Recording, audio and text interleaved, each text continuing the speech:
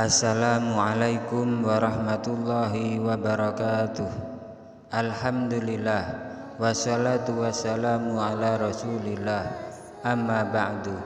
Inda dzikri sholihin tanzilur rahmah. Ketika orang-orang soleh dikenang, maka akan menurunkan rahmat Allah subhanahu wa ta'ala.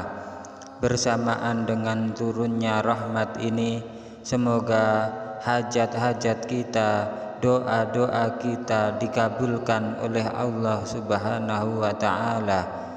Urusan kita dimudahkan, dilancarkan, rezeki kita dilimpah ruahkan, dan kita semua selamat dunia akhirat. Amin ya rabbal alamin. Sebelum channel Cerita Pesantren menceritakan tentang karomah sholawat, kami mohon dengan kerendahan hati yang belum subscribe harap subscribe agar channel Cerita Pesantren ini terus berkembang dan terus bermanfaat. Kita patut bersyukur kepada Allah subhanahu wa ta'ala karena telah menjadikan kita bagian dari umat Nabi Muhammad sallallahu alaihi wasallam.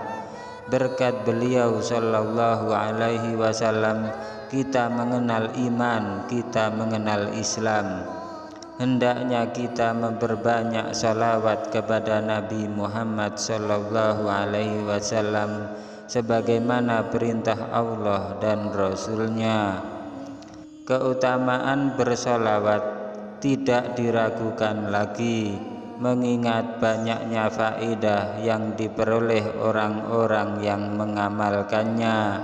Salah satunya kisah seorang imam yang jasadnya utuh berkat menghidupkan sholawat.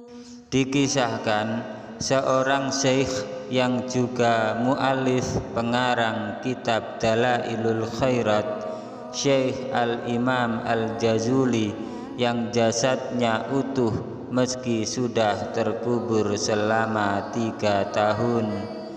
Syekh Al-Jazuli bernama lengkap Abu Abdillah Muhammad bin Sulaiman Al-Jazuli Al-Samlali.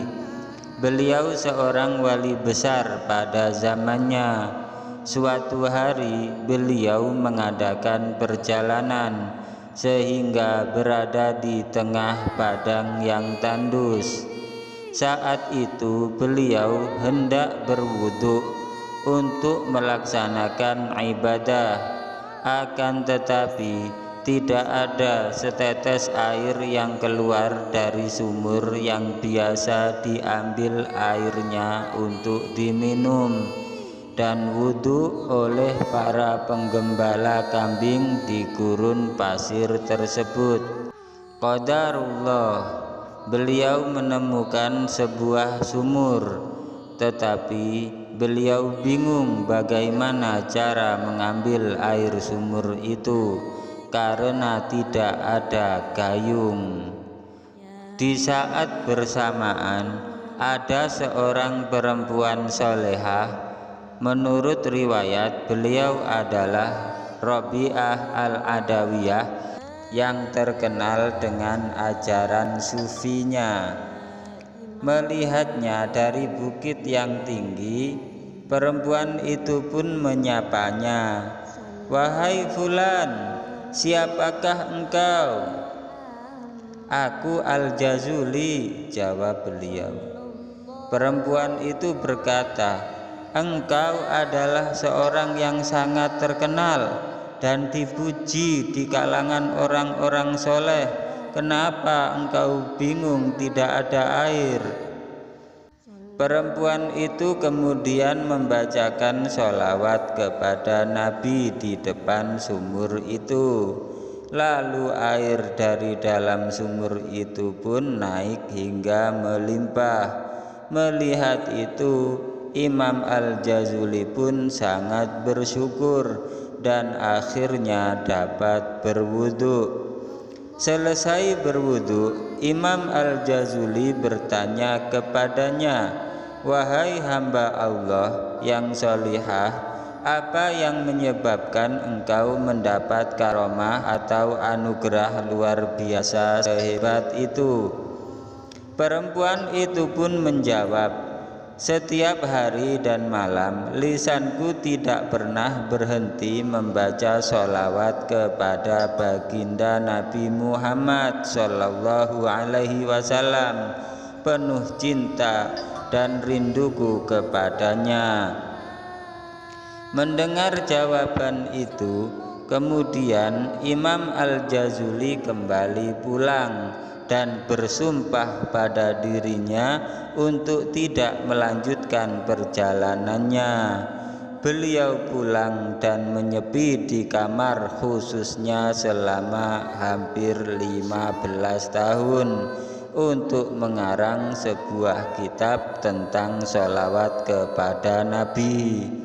Setelah kitab itu selesai ditulisnya, beliau beri nama Dalailul Khairat. Kemudian kitab itu diajarkan kepada murid-muridnya. Setelah kitab itu diajarkannya, Imam Al-Jazuli pun berpulang ke rahmat Allah Subhanahu wa Ta'ala pada usia 63 tahun. Beliau dimakamkan di pinggir sungai.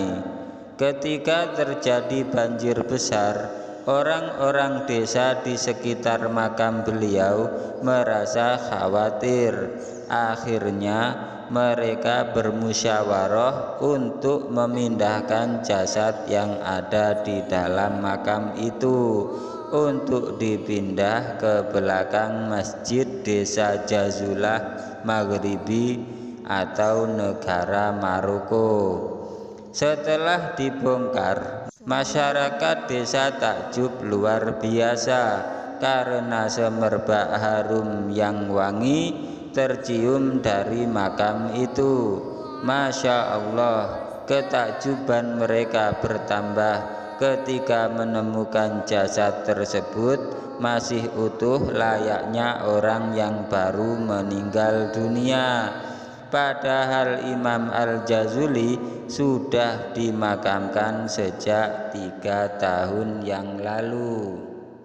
Begitulah kisah tentang pengarang kitab Dalailul Khairat, Al-Imam Al-Jazuli dari Maroko, yang kitabnya tersebut banyak diamalkan di kalangan santri pondok-pondok pesantren di Indonesia sebagai bacaan sholawat sehari-hari. Jangan lupa like dan bagikan cerita pesantren ini agar lebih bermanfaat. Wabillahi taufiq wal hidayah waridha wal inayah. Summa assalamualaikum warahmatullahi wabarakatuh.